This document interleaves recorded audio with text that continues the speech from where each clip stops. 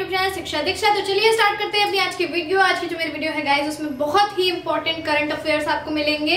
हालांकि कुछ ऐसी चीजें जो मैंने बोला था जो छूट गई है वो मैं आपको फिर से बताऊंगी। तो ये 2018 का है, थोड़ा सा मैटर जो मैं कंप्लीट नहीं कर पाई थी, तो उसको जानना बहुत जरूरी है। इसमें फोर्ब्स से लेके बहुत सारी इंपॉर्टेंट चीजें हैं एंड थोड़ा सा डीप करंट अफेयर होगा।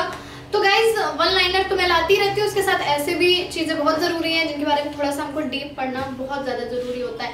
तो अगर आपने अभी तक मेरे चैनल को सब्सक्राइब नहीं किया तो सब्सक्राइब कर लीजिए, जल्दी से बेल आइकन को प्रेस कर लीजिए। इसके साथ साथ अगर आप चाहें तो मुझे इंस्टा पे फॉलो कर सकते हो, आप मुझे फेसबुक एंड ट्विटर पे भी फॉलो कर सकते हो, लिंक आपको डिस्क्रिप्शन में मिल जाएगा। तो चलिए जल्दी से स्टार्ट करते हैं आज की अपनी वीडियो। तो जैसा कि मैंने बोला था कि इसमें फोर्ब्स से रिलेटेड चीजें भी हैं, तो चलिए देख लेते हैं। पहला जो है वो है Forbes report most powerful womens के बारे में। तो मोस्ट पावरफुल वुमेन 100 ऐसी महिलाओं की सूची निकाली गई जो ऑल ओवर वर्ल्ड से बहुत ज्यादा फेमस है। और सबसे ज्यादा ऑनर की बात तो ये है कि इसमें 4 इंडियंस भी हैं। तो चलिए देख लेते हैं टॉप किसने किया है एंड इंडियंस कौन कौन है, रैंक क्या क्या है। तो देखिए सबसे ताकतवर महिलाओं की सूची में जर्मनी की चांसलर एंजेला मर्केल पहले स्थान पर है। इसमें 4 भारतीय भी शामिल हैं। आप जानते हो कि ये जो है पहले भी आ चुकी हैं फोर्ब्स में, इनका नाम पहले भी आ चुका है। एंजेला मर्केल का जर्मनी की चांसलर है। तो चलिए नेक्स्ट देख लेते हैं कि कौन कौन से इंडियन इसमें शामिल है। तो पहले नंबर पे जो इंडियन है वो है एचसीएल की रोशनी नडार मल्होत्रा। एचसीएल की है ये और चेयरपर्सन है रोशनी नडार मल्होत्रा नाम है इनका, और इनकी रैंक है 51। तो काफी अच्छी रैंक है, 51 रैंक है इनकी। नेक्स्ट देख लेते हैं बायोकॉन की किरण मजूमदार शॉ। बायोकॉन की किरण मजूमदार शॉ, इनकी रैंक है 60। एंड ये जो बायोकॉन है ये इंडिया की बहुत ही बड़ी फार्मास्यूटिकल कंपनी है, बेंगलुरु में है। और इसके अलावा अगर बात करें तो ये बिलियनियर भी है और काफी रिच भी है। तो उस सूची में भी इनका नाम आता है। इंडिया में मोस्ट रिचेस्ट पर्सन की सूची में आई थिंक 35 नंबर पे ये है या 39 जो भी हो। तो नेक्स्ट देख लेते हैं हिंदुस्तान टाइम्स की शोभना भारतीय। हिंदुस्तान टाइम्स की शोभना भारतीय ये पार्लियामेंट में भी है। इसके साथ साथ अब क्योंकि हिंदुस्तान टाइम्स में तो ऑलरेडी है तो इनको रैंक मिली है 76। और 4th नंबर पे आए हैं बॉलीवुड एक्ट्रेस एंड हॉलीवुड में भी काम कर चुकी हैं क्वांटिको में।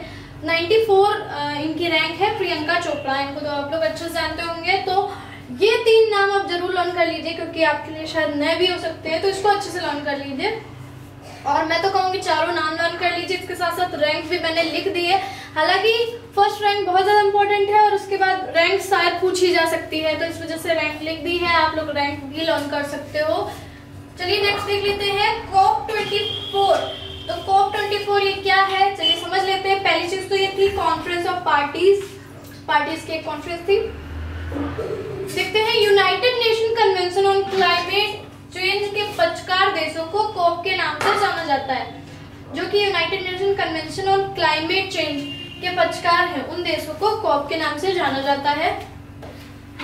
UNFCCC COP का 24वां सम्मेलन, यहाँ पे 24 पड़ा है क्योंकि ये 24वां सम्मेलन भी था। UNFCCC COP का 24वां सम्मेलन जो था वो पोलैंड के कैटोवाइस में संपन्न हुआ। पोलैंड के कैटोवाइस में संपन्न हुआ। जगह का भी आपको अच्छे से लर्न रखना है। पोलैंड का कैटोवाइस था जहाँ पे ये 24वां सम्मेलन संपन्न हुआ। चलिए नेक्स्ट देख लेते हैं। ये बहुत इंपॉर्टेंट न्यूज है और कभी कभी क्या होता है कुछ चीजें हम लोग स्किप कर जाते हैं, सो उन चीजों को भी देख लेना है। तो देख लेते हैं केरल एकमात्र ऐसा राज्य है जहाँ 4 हवाई अड्डे हैं। तो चलिए देख लेते हैं कौन कौन से हवाई अड्डे। पहले नंबर पे है तिरुवनंतपुरम, दूसरे पे कोझिकोड, तीसरा कोच्चि और चौथा कन्नूर। तो 4 हवाई अड्डे हैं, तिरुवनंतपुरम, कोझिकोड, कोच्चि एंड कन्नूर। तो केरल एक ऐसा अकेला राज्य है जहाँ पे 4 हवाई अड्डे हैं। तो आपको इनको अच्छे से लर्न कर लेना है, ठीक है। संदीप सोमनी, कुछ जो इम्पोर्टेंट पर्सन होते हैं कहीं के लीडर बनाए जाते हैं, कुछ अध्यक्ष बनाए जाते हैं, या पॉलिटिक्स में अगर उससे कोई रिलेटेड है तो हमने बोला है कि उसको बहुत अच्छे से हमें देखना होता है। तो चलिए देख लेते हैं संदीप सोमनी। इनको FICCI का नया अध्यक्ष बनाया गया है। अभी मैं बताऊंगी FICCI क्या है, आप ऐसे देख भी सकते हो। FICCI भारत का सबसे बड़ा मर्चेंट चैम्बर है। इसके अलावा देख लेते हैं संदीप सोमनी HSIL यानी कि सैनिटरी वेयर फर्म में CMD हैं। तो सैनिटरी वेयर फर्म है इसका HSIL। तो इसका मेन काम, जैसे कि आपने देखा होगा जो आप लोग बाथरूम वगैरह यूज करते हो उसमें यूरिनल होता है, उसमें टाइल्स वगैरह होती है। तो हिंडवेयर कंपनी के बारे में आपने सुना होगा। तो अब उसका काम पूरी तरीके से फैल गया है। किचन के चीजें, बहुत सारी ऐसी चीजें बनाती है वो कंपनी। तो इस कंपनी के CMD हैं। इसके साथ इनको FICCI का भी अध्यक्ष बनाया गया है। ये FICCI की स्थापना 1927 में हुई थी। गांधी जी JK बिरला जी के एडवाइस में ये इसकी स्थापना हुई थी। और ये सबसे बड़ा बिजनेसमैन जो होते हैं उनका एक यूनियन आप समझ लीजिए, जो उसका एक सबसे बड़ा चैम्बर है FICCI। चलिए नेक्स्ट देख लेते हैं, हाउदी विद्रोही। ये जैसे कुछ अगर नए शब्द आते हैं तो उनके बारे में भी हमें पढ़ना जरूरी होता है। तो चलिए देख लेते हैं क्या है ये हाउदी विद्रोही। हाउदी विद्रोही यमन में सक्रिय है। वे शिया मत के अनुयायी हैं। यमन में सक्रिय हैं और इसके साथ साथ किसके अनुयायी हैं आप जानते हैं, मुस्लिम में कई तरीके के मत होते हैं, इसमें दो बहुत ही ज्यादा फेमस है, शिया एंड सुन्नी। तो ये शिया मत के अनुयायी हैं।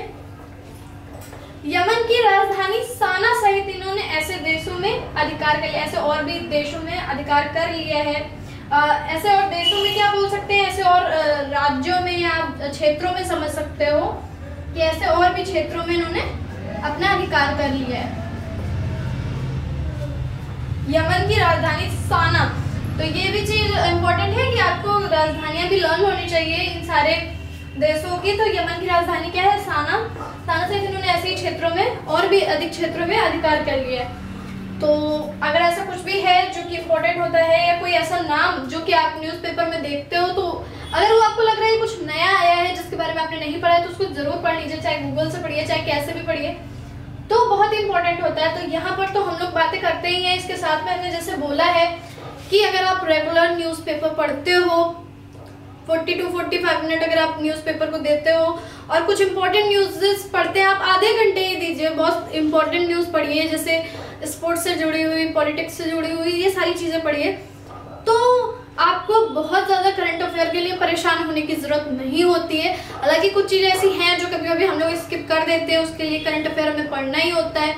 बहुत सारी चीजें हैं कि कभी कभी क्या होता है, हम कुछ और न्यूज़पेपर पढ़ रहे हैं, उसमें उतना डीपली शायद नहीं आया, तो जो चीजें हमें जाननी होती, तो एक एडिशनल अगर आप करंट अफेयर को रखते हो बहुत अच्छी बात है। लेकिन एक चीज जो आपको मोस्टली करनी है वो है रेगुलर न्यूज़पेपर रीडिंग करनी। तो गाइस कैसी लगी आपको आज की वीडियो, मुझे जरूर बताइएगा कमेंट में। नेक्स्ट वीडियो जल्दी से आपको मिल जाएगी, तो वीडियो को लाइक करना और शेयर करना मत भूलिएगा। तो चलिए मिलते हैं अपनी नेक्स्ट वीडियो में, तब तक के लिए पढ़ते रहिए, सीखते रहिए शिक्षा के साथ।